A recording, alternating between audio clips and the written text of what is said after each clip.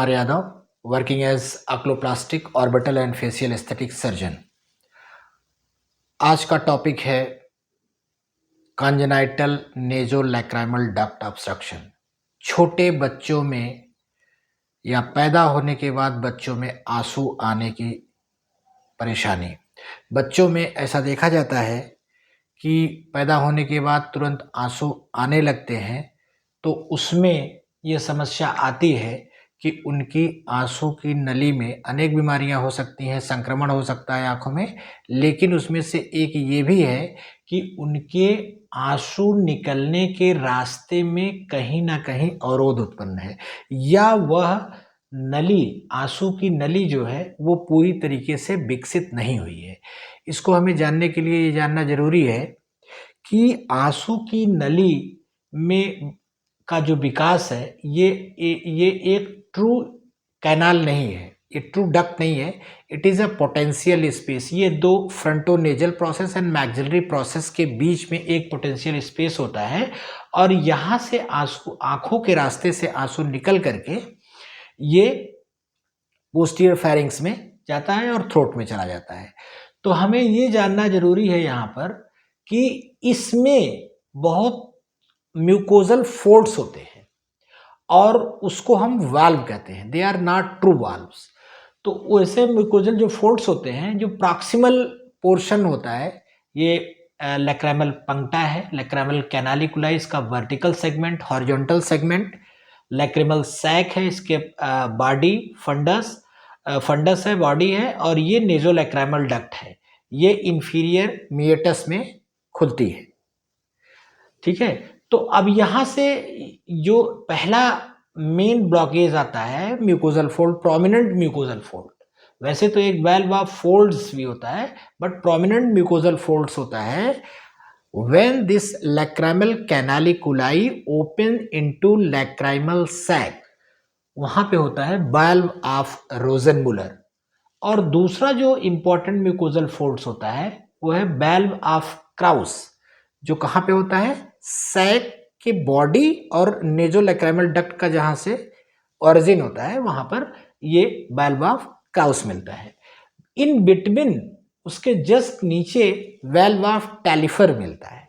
कई mucosal folds होते हैं, और टर्मिनल जो नैरोवेस्ट पार्ट होता है, जो ओपनिंग होती है उसकी मिएटल part of the nasolacrimal duct, वहां पर वाल्व ऑफ हैजनर और वाल्व ऑफ वियांची होता है।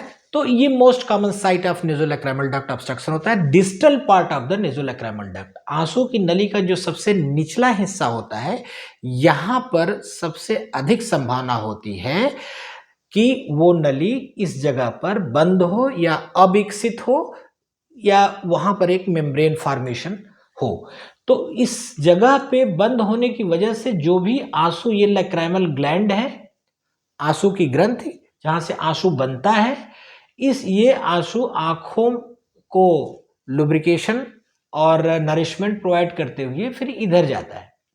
यहां से इसका रास्ता होता है इंफीरियर मिएटस के थ्रू पोस्टीरियर फेरेंजियल वाल में और थ्रोट में चला जाता है। लेकिन अगर यहाँ ब्लॉकेज है तो इस एरिया में, लैक्राइमल सैक एरिया में, आंसू की जो थैली है इसमें एक्युमुलेट होने लगता है। आंख से जो भी गंदगी आती है और आंसू, ये सब इसमें भरने लगते हैं, नीचे नहीं जाता है, पानी यहाँ पे आके रुक जाता है। जिसकी वजह से क्या होता है, जब पानी चलता रहता है तो वहां पे संक्रमण की संभावना कम होती है या ना के बराबर होती है, लेकिन जब यहाँ पे ये रुक जाता है तो यहाँ से जितने भी बैक्टीरियल, डेड बैक्टीरिया, डेब्रीजेस, आँख के कुछ भी जो गंदगी है वो यहाँ पे एक्युमुलेट होती है, और इस जगह पे फिर धीरे धीरे वो कल्चर मीडिया बैक्टीरियल ग्रोथ का काम करता है। और यहाँ पर धीरे धीरे फिर पानी आने की पहले तो समस्या बनती है, फिर यहाँ इस एरिया में धीरे धीरे सूजन आने लगती है आँख के अंदर के साइड में, और धीरे धीरे फिर वहाँ से सूजन आने के बाद दर्द होने लगता है। यहाँ पर जब हम दबाते हैं तो इधर से म्यूक्वाइट लाइक सब्सटेंस निकलता है। तो इस तरीके का लक्षण जब भी पेरेंट्स को अपने बच्चों में दिखे तो नज़दीकी नेत्र रोग विशेषज्ञ से संपर्क करें। अब आता है सवाल कि इसका इलाज क्या है? क्या ये बहुत गंभीर समस्या है? जी नहीं, इस तरह की समस्याएं बच्चों में अक्सर मिलती हैं। किसी किसी में ये कैनालाइजेशन नहीं हो पाता है, किसी किसी में पार्शियल ब्लॉकेज होता है, किसी किसी में कंप्लीट ब्लॉकेज होता है। तो शुरुआत के पैदा होने से लेकर शुरुआत के 9 महीने तक कम से कम और लगभग 1 साल तक हम केवल क्रिगलर सैक मसाज करते हैं। एक तरीके की मसाज किया जाता है जहां पर हम इस जगह पर हम प्रेस करके और दबाव डालते हैं, जिससे कि जो भी इसमें है उसकी प्रेशर की वजह से यहाँ पर जो मेम्ब्रेन बनी है वो खुल जाए। तो ये प्रेशर हमारा होता है क्रिगलर सैक मसाज, ये करेंगे और उसमें एंटीबायोटिक ड्रॉप डालते हैं। तो ये 2 प्रोसेस को हम शुरुआती 9 महीने तक कम से कम करते हैं। फिर अगर इस मसाज के बाद भी वो अवरोध नहीं खुल पा रहा है तो हमारा नेक्स्ट स्टेप होता है प्रोबिंग, लैक्राइमल प्रोबिंग। तो इसमें हम सबसे पहले पंक्टम डायलेटर से लैक्राइमल पंक्टा को डायलेट करते हैं। फिर बाउमेंस प्रोब बच्चों में स्टैंडर्ड साइज 40 नंबर का, जिसका साइज है 0.7 mm, जिसका जो डायमीटर होता है टिप का 0.7 mm होता है, उससे हम प्रोबिंग करते हैं। तो प्रोबिंग करने पर ये पूरा हम प्रोब को 40 mm ले जाते हैं और इस इंफीरियर मिएटस तक उसको हम टच कराते हैं।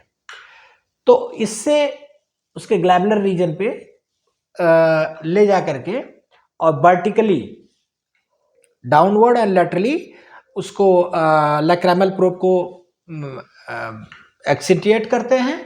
और ये प्रोसेस इसके बाद जो भी ब्लॉकेज है वो खुल जाता है, तो संक्रमण की समस्या रुक जाती है। इससे ऐसा देखा गया है कि प्रायः एक बार की प्रोबिंग में नहीं काम हो पाता है, पूरे तरीके से ब्लॉकेज नहीं होता है, पानी आंसू आने की समस्या बनी रहती है।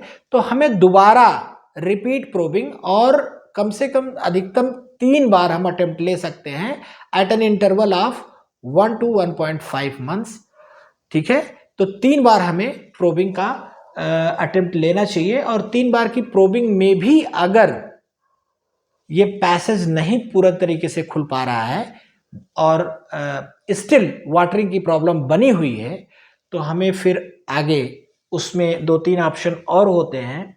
लैक्राइमल इंटुबेशन कर सकते हैं, बैलून डेक्रायोप्लास्टी कर सकते हैं, या फिर सर्जिकल प्रोसीजर में डेक्रायोसिस्टोराइनोस्टमी कर सकते हैं। उसको हम एक्सटर्नल अप्रोच से कर सकते हैं और एंडो नेजल डेक्रायोसिस्टोराइनोस्टमी कर सकते हैं।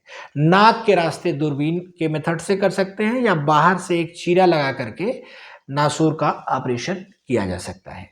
तो ये सामान्य रूप से एक प्रोटोकॉल होता है कि शुरुआत के 1 वर्ष तक हमें मालिश करनी है, एंटीबायोटिक आई ड्रॉप डालनी है। 1 साल के बाद हम प्रोबिंग को अटेम्प्ट करते हैं, प्रोबिंग एडवाइस करते हैं।